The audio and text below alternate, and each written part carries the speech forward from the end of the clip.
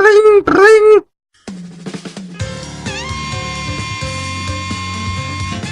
I think by now everyone gets the gist of Mario Kart. Characters from the Mario series of games race around themed tracks and attempt to murderize each other with an array of zany items.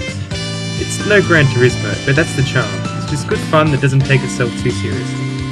This latest addition to the franchise takes the better parts of previous installments and creates a solid package after the somewhat disappointing Mario Kart Wii.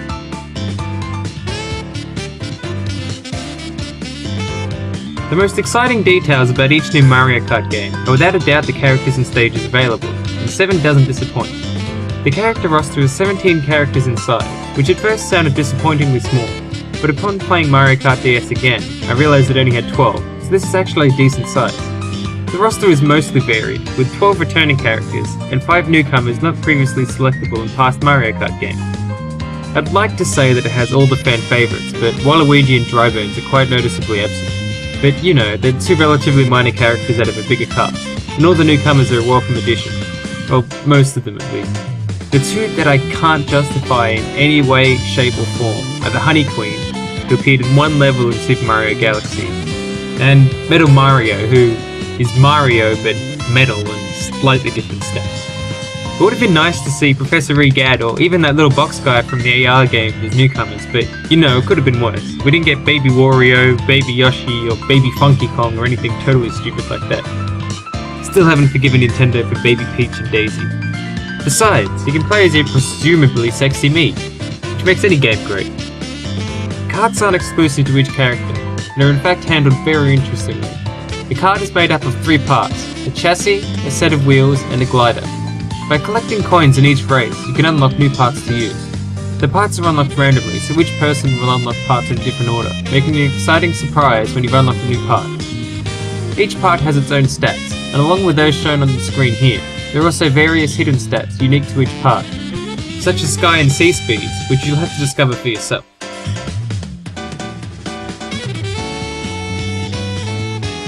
Did I say sky and sea speeds? I certainly did. Mario Kart 7's unique gimmick is the addition of aerial and underwater segments. Upon leaving a blue ramp, the kart's glider will activate, allowing you to soar through the air for a few seconds.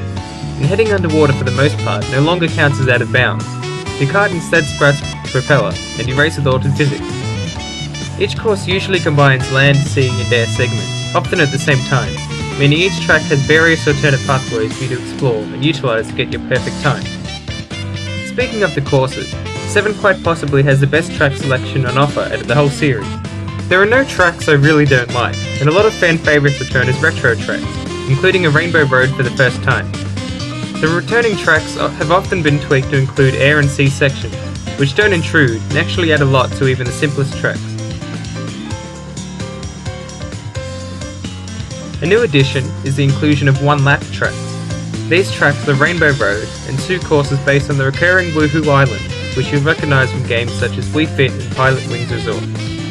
What's special about these tracks is that they are only 1 lap long, but are split into 3 track length sections. They end up being a tad shorter than most tracks, but are a lot more varied. I've wanted to drive around Wuhu ever since Wii Fit, so this is a treat for me.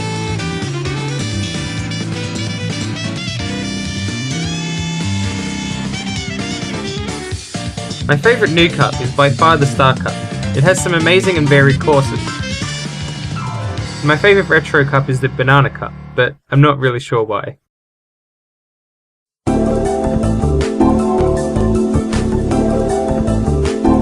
Mario Kart 7 is best described as a hybrid of Mario Kart DS and Wii, as it has elements for both. The number of simultaneous races has thankfully been brought back to 8, and there are no bikes, but you can perform tricks for boosts and the item balancing is much better. You're still likely to get hit often, much less than in Mario Kart Wii.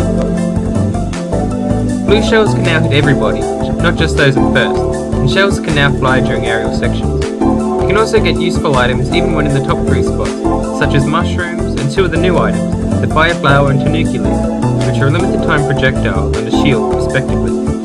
The other new item introduced in the game is the Lucky 7, which is quite possibly the most ridiculous item ever in Mario Kart history, circling 7 dangerous items around for you to use, or your opponents to sabotage.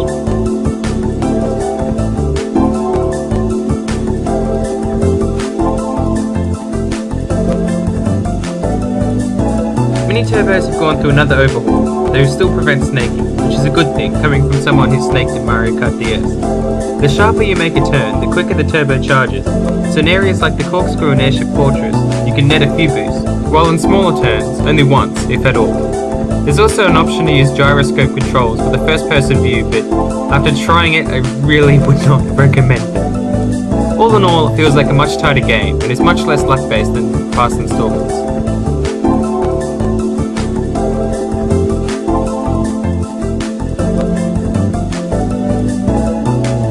Battle mode returns. While it hasn't been restored to its former glory, the forced team-based rubbish from Mario Kart Wii is gone. Though it's still a get the most kills game instead of a last man standing game, which is disappointing, but I don't really spend much time with battle mode. There's also a coin collecting mode, but let's be honest, no one really ever plays it.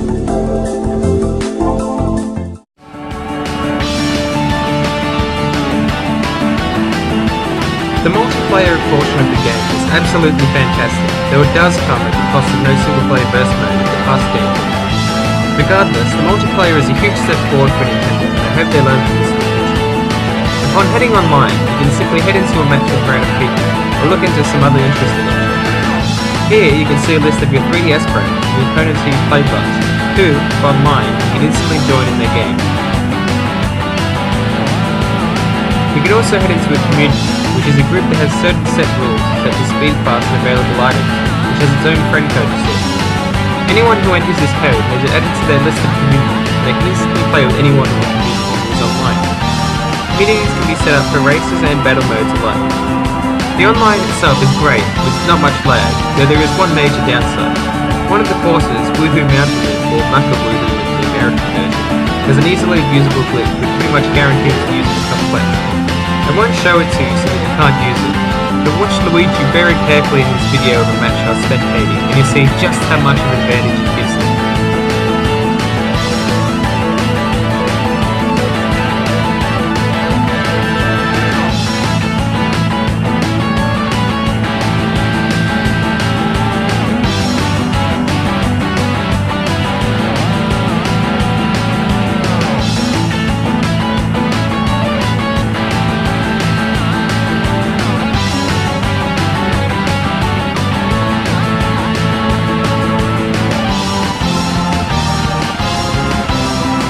And then, in the next race, he has the nerve to choose the course again, as if he can't win without it.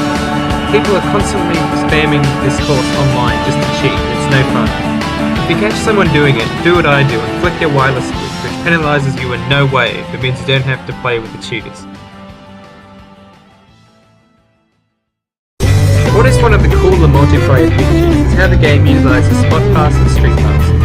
Each day you'll get 4 sets of Ghost Data for different tracks, which you can race against as much as you like, with more being added each day.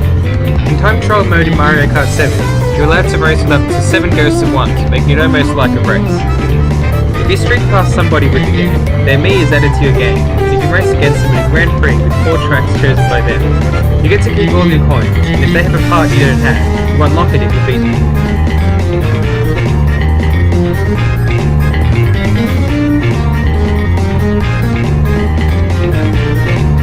Occasionally during a single-player Grand Prix, their Mii may be added as an opponent if the Grand Prix contains one of their courses.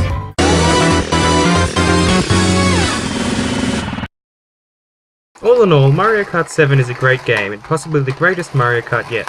While it could have done with some more single-player content, such as a mission mode or versus mode, the multiplayer features are so well made and easily accessible that it more than makes up for it. I haven't mentioned it much due to the fact it doesn't show up on camera, but the 3D is the best the console has so far. It looks absolutely stunning and has almost none of the ghosting problems past games have had, which makes me wish Ocarina of Time had 3D like this.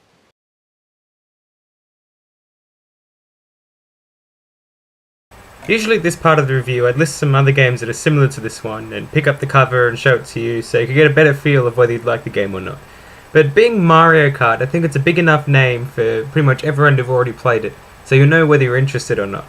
And whether the idea of a Mario Kart game with refined gameplay and some new features and great tracks, if that sounds appealing to you, then I definitely recommend you pick this one up.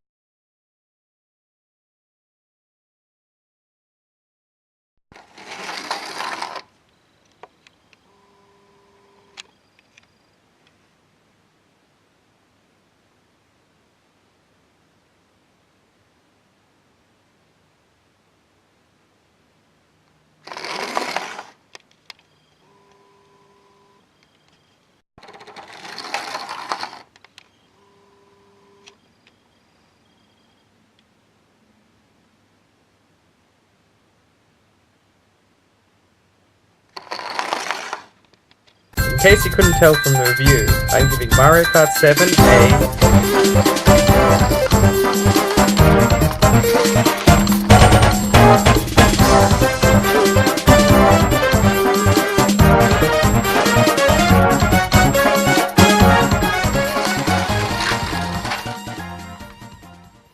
Well, that's all that needs to be said. Remember, in China they never grow chili. So long.